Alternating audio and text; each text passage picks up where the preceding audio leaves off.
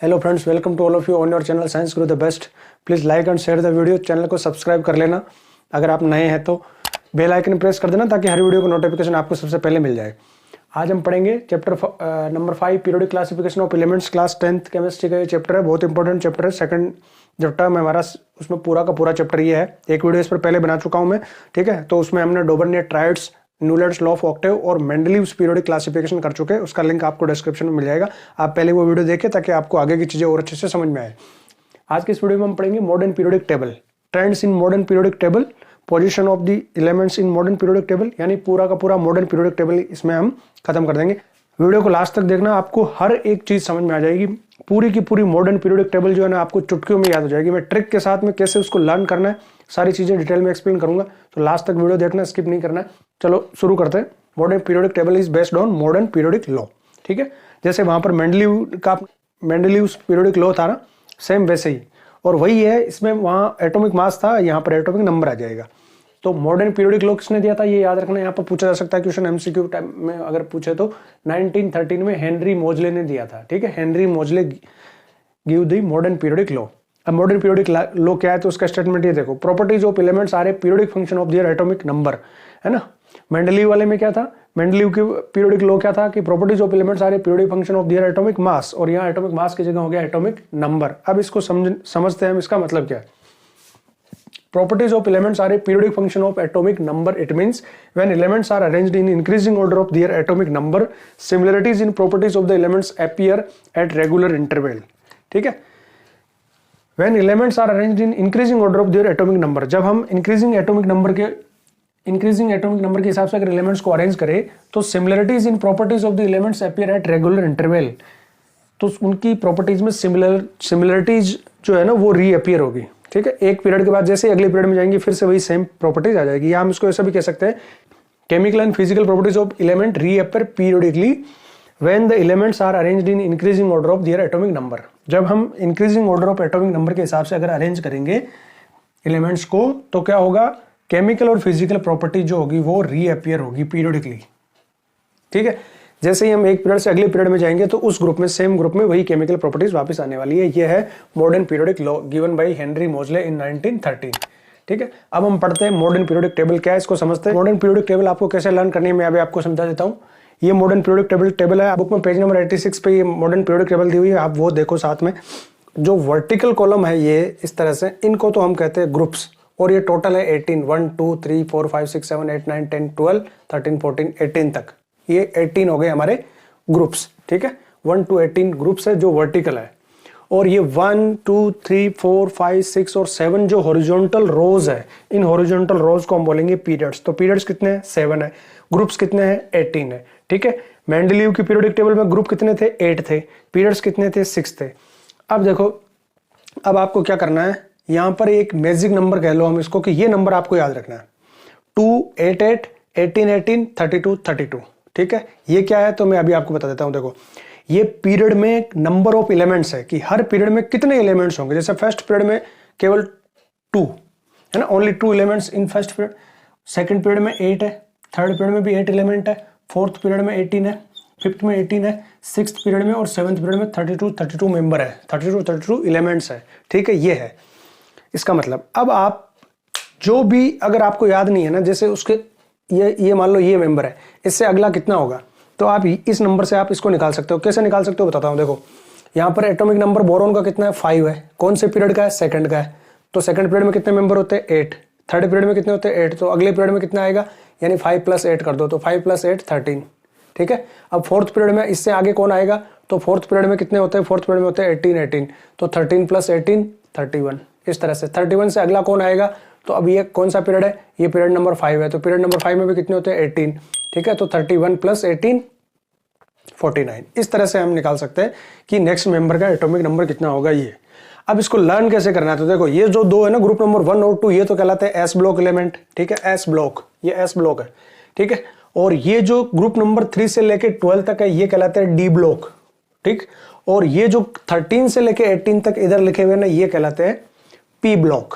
और नीचे ये जो 2 होंगे ना अलग से जो लिखा हुआ है, वो है एफ ब्लॉक, लेंथेनॉइड और एक्टिनॉइड्स। उनके बारे में हमें ज्यादा नहीं जानना है। यहाँ आपके अभी 10th क्लास के लेवल तक जितना आपको चाहिए या जिसमें क्वेश्चन बनेंगे ना वो इतना सफिशिएंट है। ये पीरियड नंबर 5 की भी आपको जरूरत नहीं है, इससे भी ज्यादा क्वेश्चन नहीं बनेंगे। आप पीरियड नंबर 4 तक अगर याद कर लेते हैं तो यहां पर आपका काम हो जाएगा। ठीक है, अब देखो अब मैं आपको एक चीज बताता हूं कि इसमें है ना, आप देखो पीरियोडिक टेबल में ना कलरफुल बना रखा है, तो इसमें कलर का क्या मतलब है। यहाँ पर देखो 3 कलर आपको शो कर रखे हैं इसमें पीरियोडिक टेबल में। लेफ्ट हैंड साइड में ये सारी मेटल है जिनको ग्रीन कलर में शो कर रखा है, राइट हैंड साइड में ये सारी नॉन मेटल है जिनको येलो कलर में शो कर रखा है, और बीच में ये एक जिग पट्टी है जो आप देख रहे हो जिसको पिंक कलर में शो कर रखा है, ये मेटलॉइड है। ठीक है, अब इनको याद कैसे करना है, देखो सबसे पहले आपको इस मेटलॉइड को याद करने का तरीका बताता हूँ। ये जो मेटलॉइड है ना, इनको याद करने का तरीका बताता हूँ, इनको कैसे याद करना है। मेटलॉइड यानी which shows properties of both metal and non metal, यानी जिनकी प्रॉपर्टी दोनों के जैसी होगी, मेटल जैसी भी और नॉन मेटल जैसी, ये बीच में है ट्रांजिशन।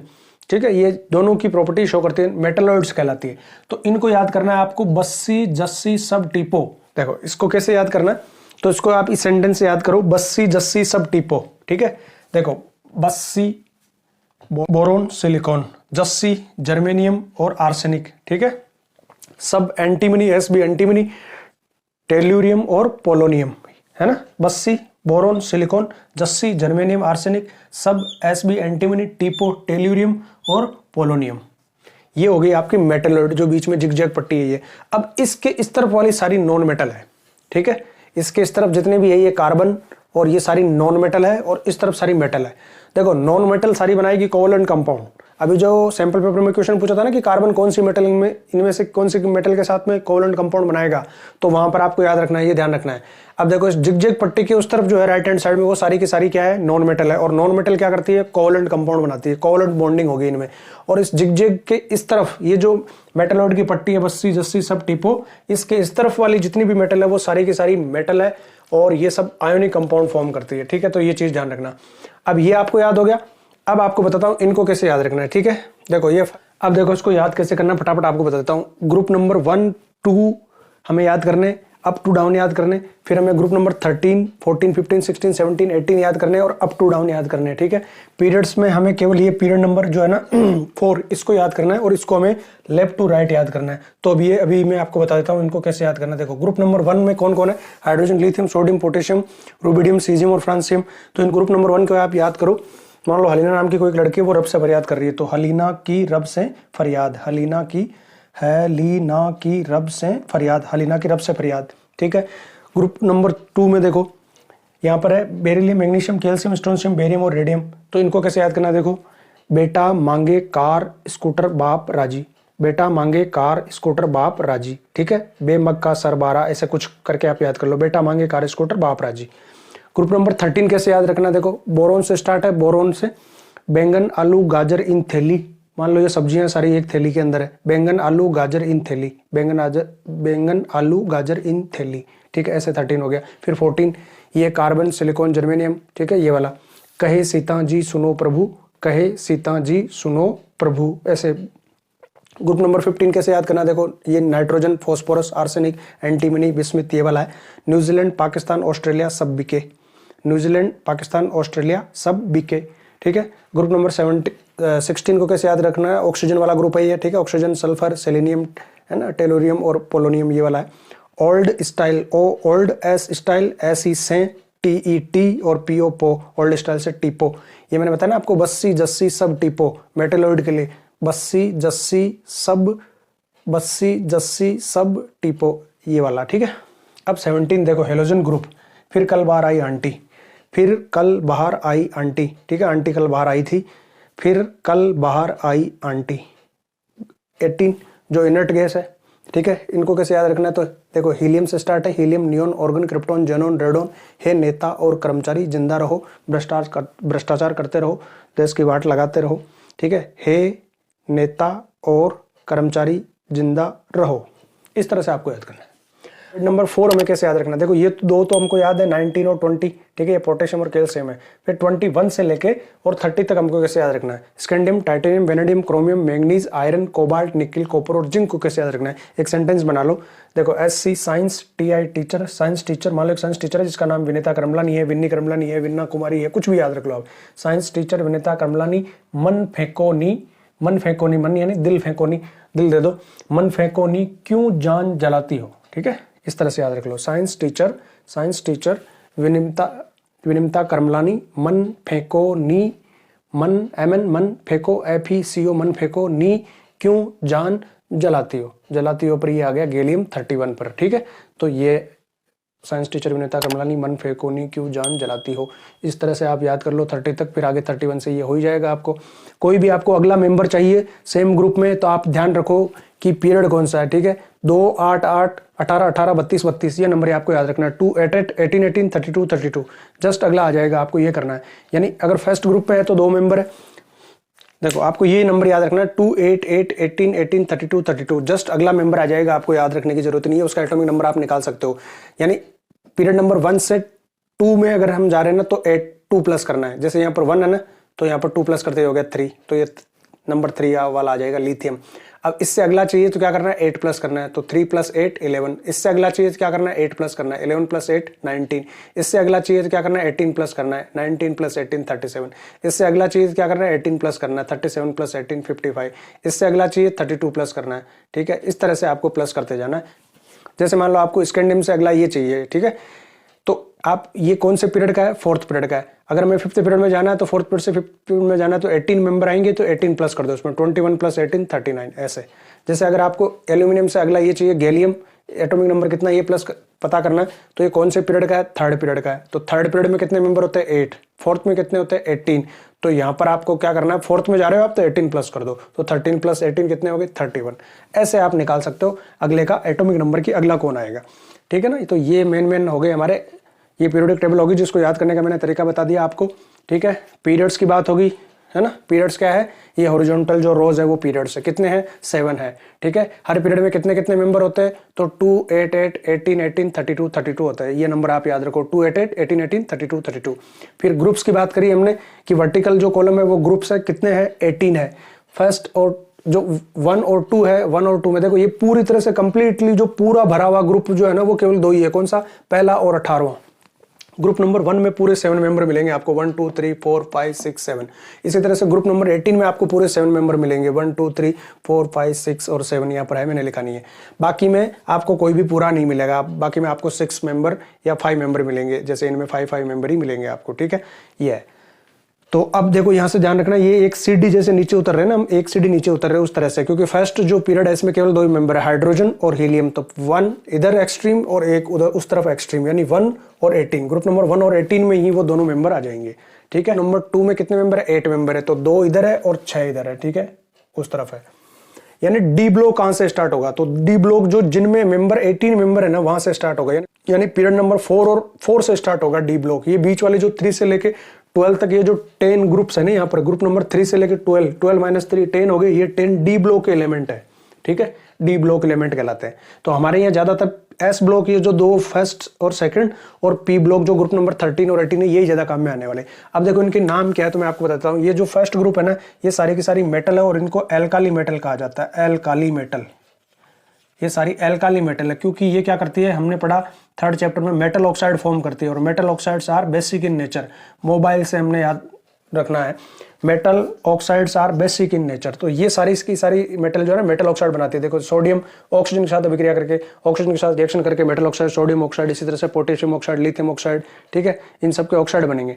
तो इनके ऑक्साइड्स क्या होंगे, metal oxides are basic in nature, basic oxide से फॉर्म करेंगे। ये सारी की सारी एल्काली मेटल है।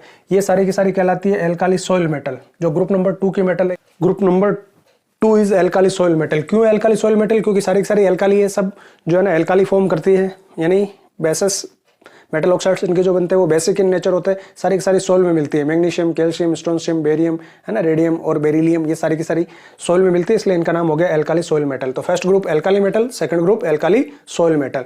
फिर ये ग्रुप नंबर 13 है, जो बोरोन वाला ग्रुप है।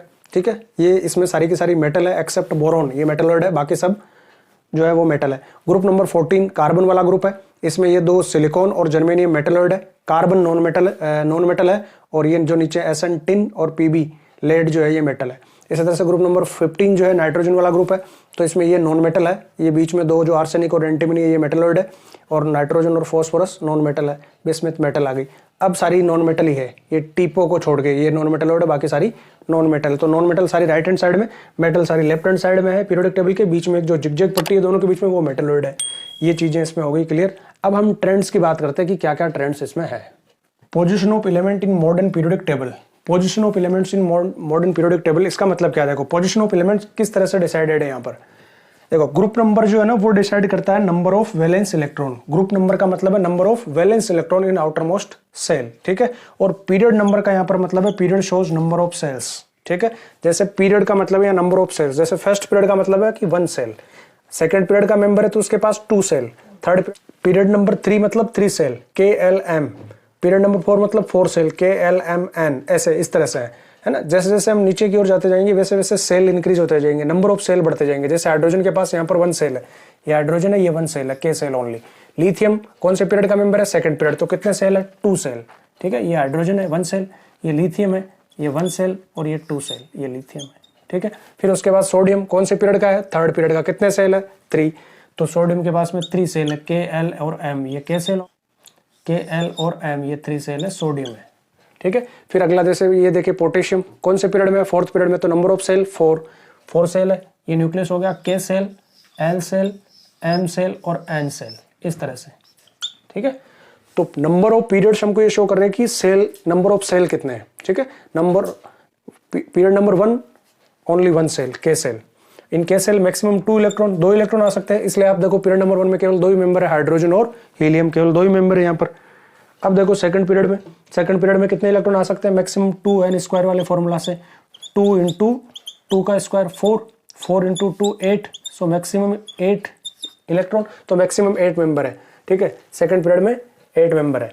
अब थर्ड पीरियड में, अब फॉर्मूले के हिसाब से तो देखो 2n² के हिसाब से तो 18 आना चाहिए, 2n², n नंबर 3 है यहाँ पर, तो 3 का स्क्वायर 9, 9 × 2 जा 18 आने चाहिए, लेकिन 18 नहीं आएंगे, इसमें भी 8 ही आएंगे। क्यों आएंगे 8? क्योंकि वो आउटर मोस्ट शेल होगा। अगर जैसे मान लो कोई थर्ड पीरियड का मेंबर है तो उसका आउटर मोस्ट सेल कौन सा होगा? ये थर्ड सेल होगा, तो इसमें 18 नहीं आ सकते, क्योंकि आउटर मोस्ट में केवल 8 ही आ सकते हैं। आउटर मोस्ट सेल में केवल 8 ही आ सकते हैं, इससे ज्यादा नहीं आ सकते, इसलिए यहाँ पर भी 8 ही मेंबर होंगे, 8 एलिमेंट्स ही होंगे इस पीरियड में पूरे में, ठीक है। अब फोर्थ में अगर हम जाएंगे तो फोर्थ में 18 हो जाएंगे, टोटल मेंबर 18 है। लेकिन अगर फोर्थ आउटर मोस्ट सेल है किसी का तो फिर उसमें केवल 8 इलेक्ट्रॉन ही आएंगे, 18 ही आएंगे, ठीक है। 18 इनर में आ सकते हैं, आउटर मोस्ट में नहीं आएंगे, ये ध्यान रखना हमेशा। अब तो ये देखो नंबर ऑफ पीरियड क्या डिसाइड कर रहा है? नंबर ऑफ सेल, है ना। जैसे मान लो यहाँ पर एल्यूमिनियम देखे, एल्यूमिनियम एटॉमिक नंबर 13 है, लेकिन किस पीरियड का मेंबर है? Period number 3। पीरियड नंबर 3 का मतलब है कि इसमें 3 सेल है। एल्यूमिनियम का अगर हम देखें, ये न्यूक्लियस, ये फर्स्ट K सेल, ये L सेल और ये M shell, number 13 atomic number. तो इलेक्ट्रॉनिक कॉन्फ़िगरेशन क्या होगा? सबसे पहले इनर सेल K सेल भरा जाएगा 2 इलेक्ट्रॉन, फिर इससे बाहर वाला L 8 इलेक्ट्रॉन इसमें भरे जाएंगे, ठीक है। तो 8 और 2 कितने हो गए? 10 हो गए। अब 3 किस में जाएंगे? 3 बाहर वाले में जाएंगे, ऐसे। तो पीरियड नंबर का मतलब है नंबर ऑफ शेल, और ग्रुप नंबर का मतलब क्या है यहाँ पर समझो। देखो ग्रुप नंबर का यहाँ मतलब है number of valence electron. Group number 1 यानी वैलेंस इलेक्ट्रॉन 1, ठीक है। ग्रुप नंबर 2 यानी उसके आउटर मोस्ट में वैलेंस इलेक्ट्रॉन यानी electron of outer most shell. Group number 2 के पास वैलेंस इलेक्ट्रॉन यानी electron in outer most shell 2, ठीक है। इसी तरह से अब देखो यहाँ से 3 से छोड़ दो, आप 3 से 12 तक छोड़ दो, सीधा 13 में आ जाओ। Group number 1 valence electron 1, group number 2 valence electron 2, तो ग्रुप नंबर 13 का मतलब वैलेंस इलेक्ट्रॉन 13 नहीं है, क्योंकि आउटर मोस्ट सेल में 13 नहीं हो सकते। तो यहाँ पर क्या करना है आपको? 13 से लेके 18 तक क्या करना है? ग्रुप नंबर में से 10 माइनस करना है। Group number -10 equal to valence electron, ठीक है।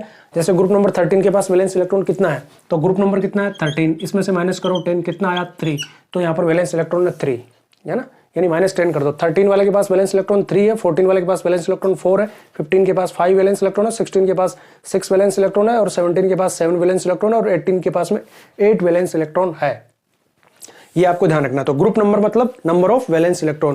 Group number 1 valence electron 1, group number 2 valence electron 2, group number 13 minus 10 3, group number 14 minus 10 valence electron 4, ठीक है। वैलेंस इलेक्ट्रॉन 5 15 में, 16 में 6, 17 में 7 वैलेंस इलेक्ट्रॉन है, और 18 वाले के पास में 8 वैलेंस इलेक्ट्रॉन है। ये होते हैं पीरियड्स का और ग्रुप का मतलब। ग्रुप का मतलब हो गया वैलेंस इलेक्ट्रॉन, और पीरियड का मतलब हो गया number of shells. Next is trend in the modern periodic table, ठीक है। ट्रेंड्स की बात कर लेते हैं। सबसे पहले वैलेंसी। तो वैलेंसी क्या होती है हमें पता है, valency is the combining capacity, ठीक है। वैलेंसी कौन डिसाइड करता है? नंबर ऑफ वैलेंस इलेक्ट्रॉन, जिसके पास जितने वैलेंस इलेक्ट्रॉन है उसके हिसाब से वैलेंसी हम डिसाइड करते हैं। 9th में हमने पढ़ा है, अगर वैलेंस इलेक्ट्रॉन 1 2 3 और 4 है तो वैलेंसी भी रेस्पेक्टिवली 1 2 3 और 4 हो जाएगी। अब अगर वैलेंस इलेक्ट्रॉन 5 6 7 और 8 है तो इनको हमें 8 में से माइनस करना है, ठीक है। अगर किसी के पास वैलेंस इलेक्ट्रॉन 5 है तो उसकी वैलेंसी 8 - 5 3 होगी। अगर वैलेंस इलेक्ट्रॉन 6 है तो वैलेंसी 8 - 6 2 होगी। वैलेंस इलेक्ट्रॉन अगर 7 है तो 8 - 7 वैलेंसी 1 होगी। और अगर वैलेंस इलेक्ट्रॉन 8 है तो 8 - 8 वैलेंसी 0 होगी, ठीक है। ये वैलेंसी होती है, हमें पता है। अब देखो अगर हम ग्रुप की बात करें तो ग्रुप में वैलेंस इलेक्ट्रॉन सेम रहता है भाई। ग्रुप नंबर 1 में सबके पास वैलेंस इलेक्ट्रॉन 1 है, आउटर मोस्ट में सबके पास 1 इलेक्ट्रॉन है, तो सबकी वैलेंसी सेम है। तो in group valency remains same because valence electron remains same, ठीक है। ग्रुप नंबर 2 में 2 वैलेंस इलेक्ट्रॉन सबके पास, तो वैलेंसी सबकी 2 है।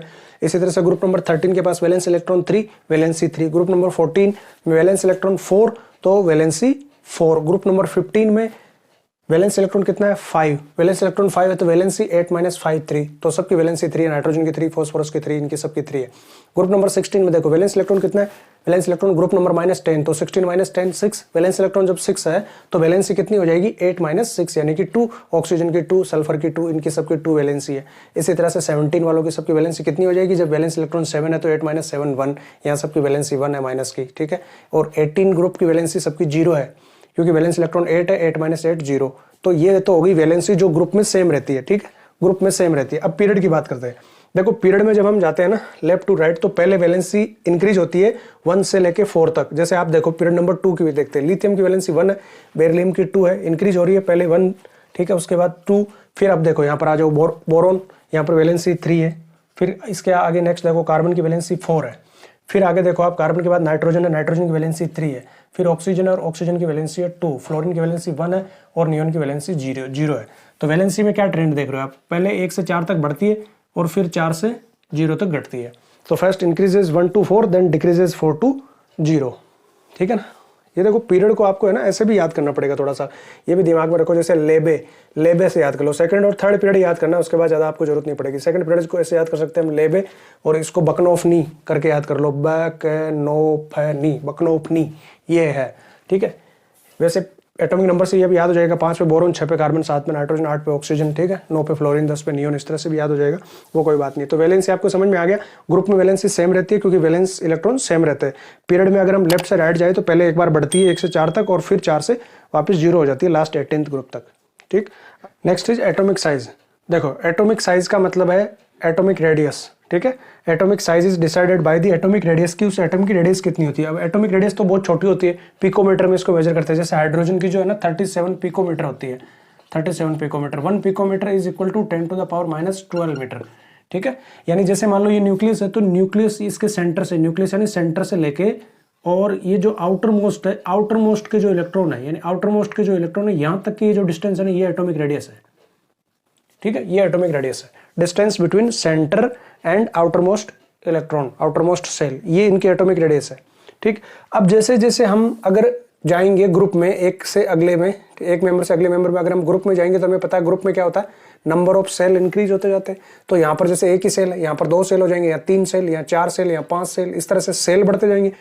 Atomic size is decided by atomic radius, ठीक है। एटम की जो साइज है वो एटॉमिक रेडियस डिसाइड करेगी। सेंटर से लेके आउटर मोस्ट सेल जो है वहां तक की जो डिस्टेंस होती है वो कहलाती है रेडियस, ये एटॉमिक रेडियस है। जैसे मान लो इसमें 3 सेल है, ये थर्ड पीरियड का कोई अगर एलिमेंट है तो KLMM 3 सेल हो गए, तो लास्ट जो M सेल है, आउटर मोस्ट सेल है, वहां से लेके इसके न्यूक्लियस तक की ये जो डिस्टेंस है ये एटॉमिक रेडियस है। अब जिसमें जितने ज्यादा सेल होंगे उसकी उतनी ज्यादा एटॉमिक रेडियस होगी, तो उसकी साइज उतनी ही ज्यादा बड़ी हो जाएगी। तो atomic radius decide the atomic size. Size में क्या ट्रेंड है ग्रुप में और पीरियड में देख लेते हैं। देखो in group atomic size increases as number of shell increases. जब हम ग्रुप में अप टू डाउन अगर मूव करते हैं, अप टू डाउन, तो हमें पता है कि हम जैसे ही नेक्स्ट वाले में जाएंगे, नेक्स्ट पीरियड में जाएंगे तो सेल इंक्रीज होते जाएंगे। भाई आप ग्रुप में देखो, ग्रुप में हम क्या क्या हो रहा है ग्रुप में, यहाँ पर जैसे ग्रुप नंबर 1 है, या 1 सेल है, या 2 सेल है, या 3 सेल है, 4 सेल, 5 सेल, 6 सेल, तो नंबर ऑफ सेल इंक्रीज हो रहे हैं ना। जैसे हम हाइड्रोजन से लेके अगर यहाँ तक आते हैं सीजियम तक, तो हर बार एक एक सेल इंक्रीज हो रहा है, सेल इंक्रीज हो रहा है तो एटॉमिक रेडियस इंक्रीज होती है, एटॉमिक रेडियस इंक्रीज हो रही है तो एटॉमिक साइज इंक्रीज हो जाएगी ग्रुप में, ठीक है। देखो इस तरीके से ग्रुप में, जैसे मान लो ये हाइड्रोजन है ना, हाइड्रोजन जो है पीरियड नंबर 1 में तो 1 सेल हो गया, केल सेल हो गया इसके पास में, ठीक है। और ये जैसे लिथियम है, इसके बाद अगला, तो लिथियम के पास में 2 सेल है, सेकंड पीरियड का मेंबर है ना, तो 2 सेल हो गए, K और L सेल हो गए। इसी तरह से सोडियम थर्ड पीरियड का मेंबर है तो इसके पास 3 सेल हो गए, K, L और M, ठीक है। इसी तरह से पोटेशियम को देखो आप, पोटेशियम फोर्थ पीरियड में आता है तो 4 सेल हो गए, ठीक है, K shell, L shell, M shell और एन सेल, यहाँ 5 सेल हो गए। तो हम क्या देख रहे हैं, जब हम ग्रुप में अप टू डाउन मूव कर रहे हैं तो नंबर ऑफ सेल्स इंक्रीज हो रहे हैं। जब नंबर ऑफ सेल्स इंक्रीज हो रहे हैं तो एटॉमिक रेडियस इंक्रीज हो जाएगी। भाई यहाँ पर एटॉमिक रेडियस कम है और यहाँ पर एटॉमिक रेडियस ज्यादा है, तो एटॉमिक साइज किसकी ज्यादा हो जाएगी, इसकी ज्यादा हो जाएगी, ठीक है, सबसे ज्यादा इसकी हो जाएगी, सबसे कम इसकी हाइड्रोजन की, उसके बाद लिथियम की उससे ज्यादा और सबसे ज्यादा इसकी रूबिडियम की, इससे भी ज्यादा इसकी हो जाएगी सीजियम की। तो ये तो हो गया ग्रुप में ट्रेंड की एटॉमिक साइज जो होती है वो ग्रुप में अप टू डाउन इंक्रीज होती है, बढ़ती है। क्यों इंक्रीज होती है भाई, क्योंकि नंबर ऑफ सेल्स इंक्रीज हो रहे हैं, नंबर ऑफ सेल्स इंक्रीजेस, ठीक है। अब हम देख लेते हैं पीरियड में ट्रेंड क्या है, कि पीरियड में जब हम मान लो इधर से लेफ्ट टू राइट मूव करते हैं तब एटॉमिक साइज का क्या होता है। पीरियड्स में एटॉमिक साइज जो है वो डिक्रीज हो जाते हैं। क्यों डिक्रीज हो जाते हैं, देखो पीरियड में, जैसे मान लो पीरियड नंबर 2, अगर हम इसमें लेफ्ट टू राइट अगर मूव करेंगे ना तो एटॉमिक साइज रिड्यूस हो जाती है, डिक्रीज हो जाती है। क्यों हो जाती है, देखो in period atomic size decreases due to increase in effective nuclear charge. Effective nuclear charge increase होता है और इसलिए एटॉमिक साइज जो है वो डिक्रीज हो जाती है। अभी इफेक्टिव न्यूक्लियर चार्ज क्या है इसको समझो और क्यों डिक्रीज होती है इसको समझना। देखो अब देखो सेल वही रह रहा है, के और एल सेल है, 2 सेल है, के सेल फुल्ली फिल्ड है सबका, ठीक है, और एल सेल में यहाँ पर 1 इलेक्ट्रॉन है, यहाँ पर एल सेल में 2 आ गए, यहाँ पर एल सेल में 3 इलेक्ट्रॉन है, यहाँ पर 4 इलेक्ट्रॉन, 5, 6, 7 और 8। इस तरह से क्या हो रहा है, नंबर ऑफ इलेक्ट्रॉन जो है वो इंक्रीज हो रहा है किसमें, आउटर मोस्ट सेल में, एल सेल में। नंबर ऑफ सेल्स वही रह रहे हैं, 2 सेल ईच है 2 सेल, ठीक है।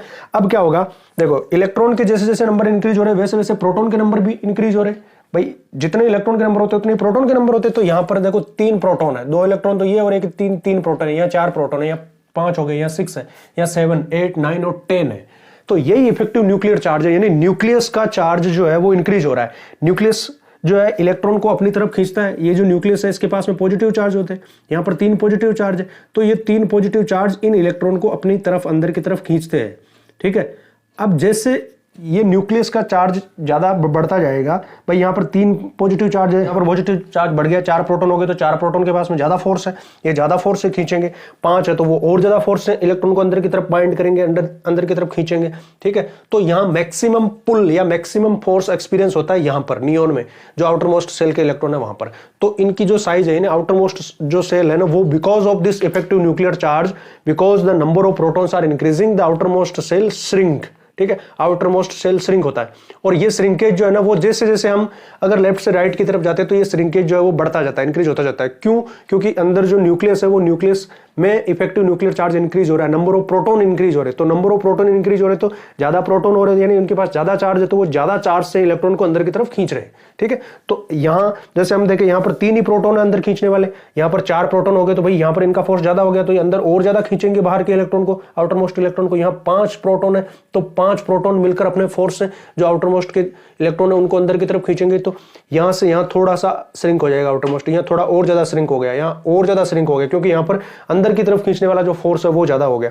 तो जैसे जैसे हम लेफ्ट टू राइट की ओर जा रहे हैं, इफेक्टिव न्यूक्लियर चार्ज इंक्रीज हो रहा है, और इफेक्टिव न्यूक्लियर चार्ज इंक्रीज होने से जो आउटर मोस्ट के इलेक्ट्रॉन है उन पर ज्यादा वो अंदर की तरफ खींचे जा रहे हैं, उनके ऊपर ज्यादा फोर्स अंदर की तरफ जो है ना वो लग रहा है। इस वजह से एटॉमिक जो साइज है, एटॉमिक साइज यानी एटॉमिक रेडियस जो है वो डिक्रीज हो जाती है लेफ्ट टू राइट जाने पर, है ना। तो अभी हमने क्या देखा कि ग्रुप के अंदर जो है ना वो एटॉमिक साइज इंक्रीज होती है क्योंकि नंबर ऑफ सेल इंक्रीज होते हैं, लेकिन पीरियड में एटॉमिक साइज जो है वो डिक्रीज हो जाती है because of the increase in effective nuclear charge. As we move left to right in period, then number of proton increases, and number of proton increases, it means effective nuclear charge is increasing, and due to this effective nuclear charge the electron of outermost cell experience a force, ठीक है, and this force increases when we move from left to right in a period. अब देखो समझते हैं metallic and non metallic properties. तो पहले तो ये समझ लेते हैं कि मेटेलिक प्रॉपर्टीज और नॉन मेटेलिक प्रॉपर्टीज है क्या। देखो अगर पीरियोडिक टेबल में हम देखें ना तो लेफ्ट हैंड साइड में सारी मेटल है और राइट हैंड साइड में सारी नॉन मेटल है। तो अगर हम लेफ्ट से राइट जाएंगे तो कौन सी प्रॉपर्टी इंक्रीज होगी, हम किधर जा रहे हैं, नॉन मेटल की तरफ, तो नॉन मेटेलिक प्रॉपर्टी इंक्रीजेस किसमें, पीरियड में। When we move in period from left to right, non metallic property will increase and metallic property will decrease, ठीक है, पीरियड में यही होगा। तो देखो पीरियड में क्या होगा, मेटेलिक प्रॉपर्टी डिक्रीज होगी जब हम लेफ्ट टू राइट जाएंगे, और नॉन मेटेलिक प्रॉपर्टी जो है वो इंक्रीज होगी, ठीक, ये हो गया। अब देखो मेटेलिक प्रॉपर्टी की बात करते हैं ग्रुप में। पीरियड का तो हमको समझ में आ गया, इसको देख के भी वैसे आपको रीजन भी बता दूंगा ऐसा क्यों होता है। अब ग्रुप में अगर हम देखें, जैसे हाइड्रोजन लिथियम ये फर्स्ट ग्रुप है ना, इसमें अगर हम ऊपर से नीचे की तरफ जाते हैं ना तो मेटेलिक प्रॉपर्टी है वो इंक्रीज होती है, मेटेलिक प्रॉपर्टी इंक्रीजेस। और नॉन मेटेलिक प्रॉपर्टी जो है वो डिक्रीज होती है। अब इसको समझो आप, मेटेलिक और नॉन मेटेलिक प्रॉपर्टी का मतलब क्या होता है। देखो मेटेलिक प्रॉपर्टी का मतलब क्या होता है, जैसे हम कोई मेटल देखते हैं, जैसे मेटल और नॉन मेटल जो है वो मिलकर क्या बनाते हैं, आयोनिक कंपाउंड बनाते हैं। जैसे NaCl का हम देखते हैं तो यहाँ पर Na है सोडियम और ये Cl है। सोडियम के पास में 1 वैलेंस इलेक्ट्रॉन है और क्लोरीन के पास में जो है ना वो 7 वैलेंस इलेक्ट्रॉन है। अगर हम इन दोनों का देखें है ना, तो सोडियम के पास 1 वैलेंस इलेक्ट्रॉन है। भाई सोडियम जो है फर्स्ट ग्रुप का मेंबर है, यहाँ पर 1 वैलेंस इलेक्ट्रॉन है। और क्लोरीन जो है वो 17वें ग्रुप का मेंबर है, इसके पास 7 वैलेंस इलेक्ट्रॉन है। इसके पास में क्या है कि इसका ये वाला है, देखो आप सोडियम के पास में क्या है, ये 1 ही वैलेंस इलेक्ट्रॉन, तो ये 1 छोड़ते ही इसका आउटर मोस्ट पूरा खत्म हो जाएगा और उसके पास K और L सेल यानी कंप्लीटली फिल्ड हो जाएंगे, ये स्टेबल हो जाएगा, इनर्ट गैस जैसा हो जाएगा, ये नियोन के जैसा हो जाएगा। तो ये 1 इलेक्ट्रॉन क्या करेगा, लूज करेगा। और क्लोरीन के पास में क्या है, क्लोरीन का अगर हम देखें तो क्लोरीन के पास में 7 है, ठीक है। ये क्लोरीन का न्यूक्लियस हो गया, ये फर्स्ट सेल हो गया, ये सेकंड सेल हो गया और ये थर्ड सेल हो गया। तो क्लोरीन के पास में थर्ड सेल में 7 है, ठीक है, 7 वैलेंस इलेक्ट्रॉन है। अब इसको एक और चाहिए अपना ऑक्टेट कंप्लीट करने के लिए, तो अब ये 7 लूज करे उसके बजाय 1 गेन करना इसके लिए ज्यादा इजी मेथड है, ठीक है। तो ये 1 गेन करेगा, तो जो सोडियम का ये जो इलेक्ट्रॉन होगा, जो सोडियम देगा वो इलेक्ट्रॉन क्लोरीन ले लेगा और ये इलेक्ट्रॉन यहां आ जाएगा और यहां आके इसका आउटर मोस्ट हो जाएगा कंप्लीट, इसके पास हो जाएंगे 8 और सोडियम के पास में यहां पर रह जाएंगे, सोडियम रह जाएगा केवल 2 और 8। ये न्यूक्लियस है फर्स्ट सेल और ये सेकंड सेल। अब इसका आउटर मोस्ट सेल कौन सा हो गया, L सेल। भाई ये K सेल है इसका और ये L सेल है, तो L सेल ही इसका आउटर मोस्ट सेल हो गया। इसमें 8 इलेक्ट्रॉन है इसके पास।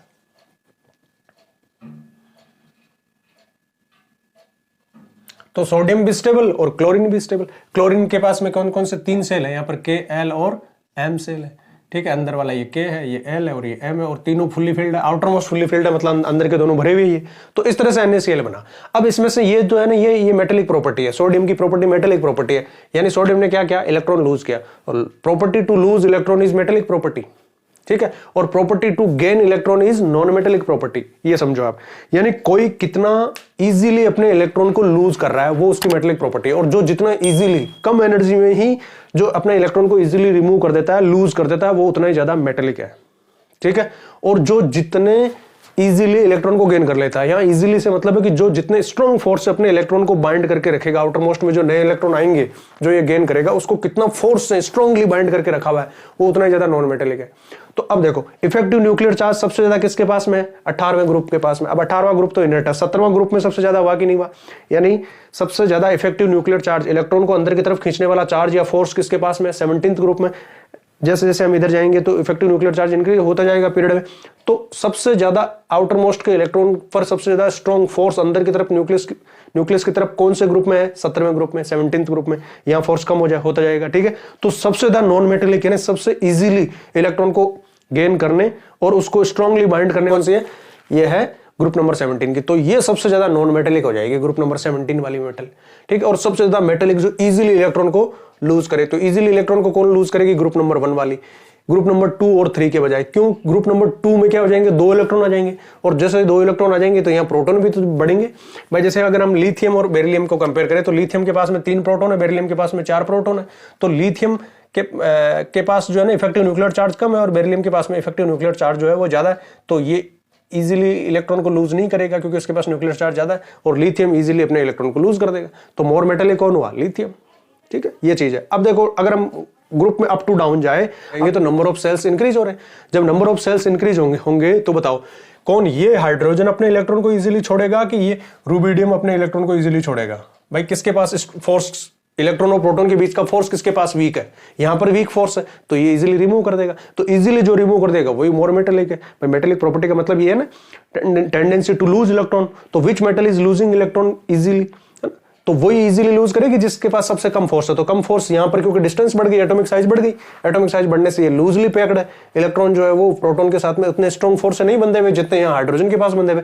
तो हाइड्रोजन और रूबिडियम में से कौन ज्यादा मेटेलिक हुआ, रूबिडियम, क्योंकि इसके पास में जो है नंबर ऑफ सेल्स ज्यादा होने की वजह से इजीली अपने इलेक्ट्रॉन को छोड़ देगा। तो metallic property in group increases, जैसे जैसे हम ग्रुप में अप टू डाउन जाएंगे वैसे वैसे मेटेलिक प्रॉपर्टी जो होगी वो इंक्रीज होगी, यानी इलेक्ट्रॉन को लूज करने की टेंडेंसी बढ़ती जाएगी। यानी आपको मेटेलिक नॉन मेटेलिक में ये देखना है कि कौन अपने इलेक्ट्रॉन को इजीली जो है रिमूव कर रहा है, ठीक है। जो जितना इजीली छोड़ देगा वो उतना ज्यादा मेटेलिक होगा। तो इनमें से हाइड्रोजन में से और सीजियम में से कौन इजीली छोड़ेगा, जिसका इलेक्ट्रॉन वीक फोर्स से बंधा हुआ है। तो वीक फोर्स से कौन सा बंधा हुआ है, ये सीजियम वाला बंधा हुआ है, रूबिडियम वाला बंधा हुआ है, तो ये ज्यादा मेटेलिक होंगे। वीक फोर्स से क्यों मतलब है, क्योंकि यहाँ पर न्यूक्लियस और इलेक्ट्रॉन के बीच की डिस्टेंस ज्यादा होगी तो फोर्स कम हो गया, फोर्स कम हो गया तो इजीली छोड़ देगा। तो मेटेलिक कौन ज्यादा मेटेलिक है, ये नीचे वाले ज्यादा मेटेलिक है। अब हम इधर की बात करें अगर इस तरफ, ठीक है, पीरियड में अगर हम मूव करते हैं इन पीरियड, तो मेटेलिक प्रॉपर्टी डिक्रीज होती है, क्योंकि भाई हम मेटल से नॉन मेटल की तरफ जा रहे हैं। और वैसे भी आपको बता दूं कि जब यहाँ पर एक इलेक्ट्रॉन है तो इसको छोड़ना ज्यादा इजी है, बजाय इनको, जैसे यहाँ पर एल्यूमिनियम के पास में 3 इलेक्ट्रॉन है तो 3 इलेक्ट्रॉन को छोड़ना थोड़ा मुश्किल है। और वो रीजन नहीं है, मेन रीजन ये है, आप इनकी देखो अगर कंपेयर करो, इनकी साइज को कंपेयर करो, जैसे सोडियम है, मैग्नीशियम है और एल्यूमिनियम है, तो जिसकी साइज जितनी छोटी होगी बाहर के इलेक्ट्रॉन को उतनी ज्यादा स्ट्रॉन्ग फोर्स से वो बांध के रखेगा। तो ये एल्यूमिनियम, क्योंकि इफेक्टिव न्यूक्लियर चार्ज इंक्रीज हो रहा है ना भाई, यहाँ पर सोडियम के पास 11 प्रोटॉन है, मैग्नीशियम के पास 12 प्रोटॉन है और एल्यूमिनियम के पास में 13 प्रोटॉन है। तो बाहर के इलेक्ट्रॉन को 13 प्रोटॉन ज्यादा फोर्स से अंदर की तरफ खींच रहे हैं, 13 प्रोटॉन है उसके पास, तो स्ट्रॉन्ग फोर्स है। तो इफेक्टिव न्यूक्लियर चार्ज इंक्रीज होने की वजह से ये एल्यूमिनियम जो है ना वो इलेक्ट्रॉन लूज तो करेगा लेकिन उतना इजीली नहीं करेगा जितना सोडियम है। तो मोर मेटेलिक कौन हुआ, सोडियम, ठीक है। अब नॉन मेटेलिक प्रॉपर्टी की बात करते हैं।